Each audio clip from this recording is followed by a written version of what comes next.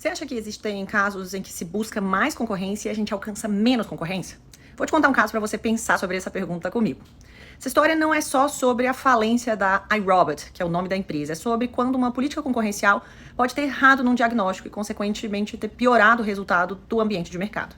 A notícia recente dessa semana de que a iRobot entrou em recuperação judicial e que ela será adquirida por um fornecedor chinês levantou uma discussão política incômoda para a política concorrencial em geral e em especial na Europa.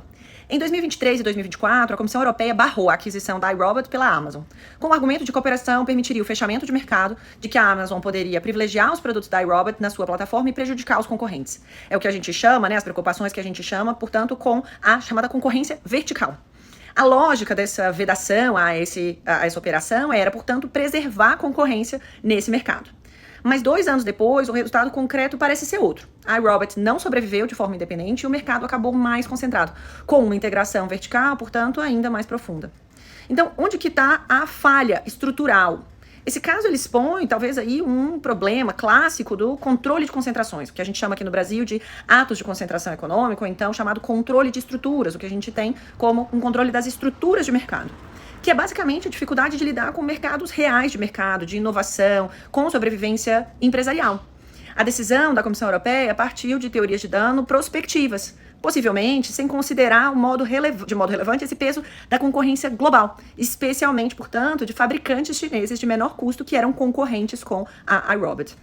Uma explicação possível para esse fenômeno é o que o Hayek chamou de pretensão de conhecimento. Uma crença de que os reguladores, as agências reguladoras, como as autoridades concorrenciais, conseguem prever o futuro, prever resultados complexos em mercados em rápida transformação.